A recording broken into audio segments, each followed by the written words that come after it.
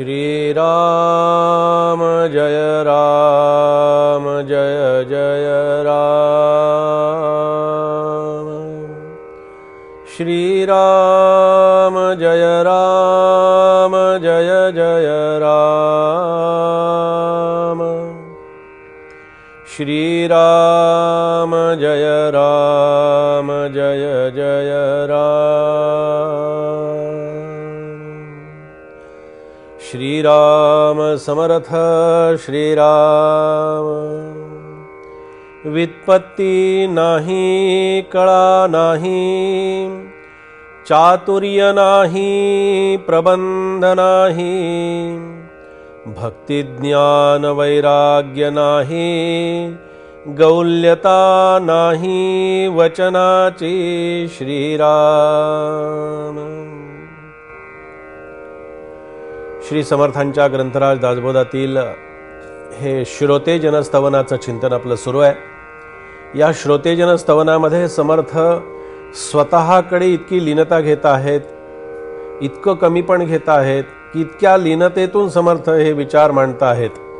याचं कारण असं आहे की सांगणारा वक्ता म्हणजे समर्थ या समोरच्या व्यक्तीला प्रभू रामचंद्रांच्या ठिकाणी पाहतायत, गोपालकृष्णाच्या ठिकाणी पाहतायत, भगवंताच्या ठिकाणी पाहतायत, विठ्ठलाच्या ठिकाणी पाहत आहेत। आणि असंच असतं पहा की जेव्हा वक्ता हा श्रोतामय होतो, म्हणजे वक्त्यामध्ये बोलणारी शक्ती आणि सांगण्याची जी शक्ती असते ती ऐकणाऱ्याच्या शक्तीमध्ये एकत्र संक्रमित झाली की मग खरी देवभक्तांची भेट जी असते ना, त्या देव आणि भक्ताच्या भेटीचा आनंद हा वक्त्याच्या चिंतनामध्ये, वक्त्याच्या निरूपणामध्ये आणि श्रोत्याच्या चिंतनामध्ये एकत्र मिळत असतो। जगद्गुरु तुकाराम महाराज जेव्हा कीर्तनाला उभे राहायचे तेव्हा उभं राहिल्यानंतर आपण पाहिलं चिंतनामध्ये की त्यांचं देहभान हरपून जायचे। काय कारण असावं?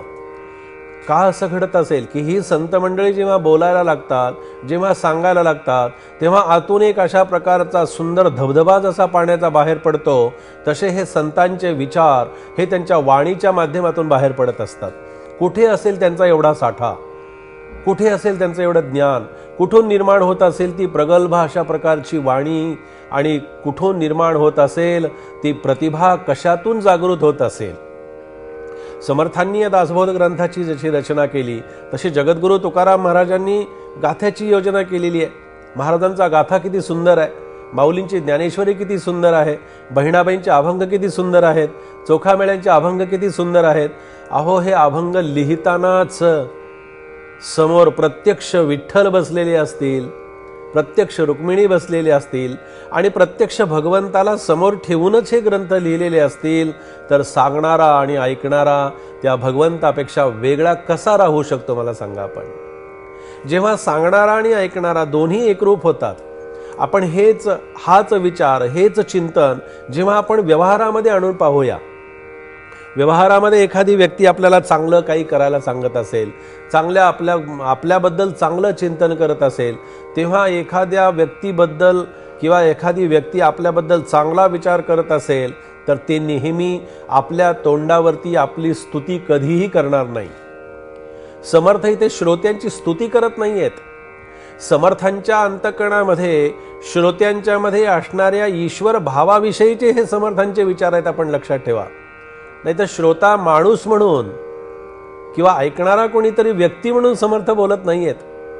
म्हणून कोणत्याही क्षेत्रामध्ये जशी आपल्याबद्दल चांगला विचार करणारी व्यक्ती असते तेव्हा ती आपल्याला सांगत असताना सुद्धा तिच्या अंतःकरणामध्ये एक प्रकारची प्रेम जागृती होत असते। अंतःकरणामध्ये आपल्याबद्दल एक अशा प्रकारची सुंदर विचार त्याच्या मनामध्ये निर्माण होत असतात। जेव्हा समोरची व्यक्ती आणि सांगणारी व्यक्ती याच्यामध्ये जेव्हा विचार साधर्म्य एकत्र पावतं, एकत्र येतं, त्यावेळेला खरा आनंद तिथे मिळत असतो। म्हणून एक सुंदर अशा प्रकारचा एक दृष्टांत आपल्याला सांगतो की श्रोता आणि वक्त्याचं कसं असतं पहा। समर्थ जेव्हा टाकळीला राहायचे, समर्थांचं टाकळीला वास्तव्य असायचं नाशिक जवळ, आणि टाकळीला वास्तव्य असताना समर्थ भिक्षेसाठी नाशिक शहरामध्ये जायचे, भिक्षा मागून परत यायचे। भोजनाचं एक रामरायांचा नैवेद्य, एक गाईचा गोग्रास, एक पाण्यातल्या माशांसाठी एक घास, अशा प्रकारानं गोरगरिबांसाठी एक त्याच्यातला एक मधुकरीतला एक घास, अशा प्रकारानं ते मधुकरीतली सगळी अशा प्रकारची विभागणी करायचे आणि त्याच्यातला एक घास जो असेल तो रामरायांना अर्पण करून स्वतः समर्थ भक्षण करत असत. अशी साधना, उपासना, नाम, चिंतन आणि जे काही चाललेलं असायचं. दुपारच्या वेळेमध्ये समर्थ स्वतः काळाराम मंदिरामध्ये जात असत आणि रामाच्या समोर सुंदरकांडाचं वाचन करत असत. सुंदरकांड त्या ठिकाणी पठण करत असत. रामायणातला काही प्रसंग त्या ठिकाणी वाचत असत. आपल्याला सांगितलं तर आश्चर्य वाटेल. या विषयाच्या अनुषंगानं आपल्याला असं सांगू इच्छितो की समर्थ जेव्हा काळाराम मंदिरामध्ये नाशिकला सुंदरकांड सांगायचे, जेव्हा रामायणातला एखादा प्रसंग सांगायचे किंवा वाचायचे, त्यावेळेला समर्थ स्वतः तर देहभान हरपून जायचेच.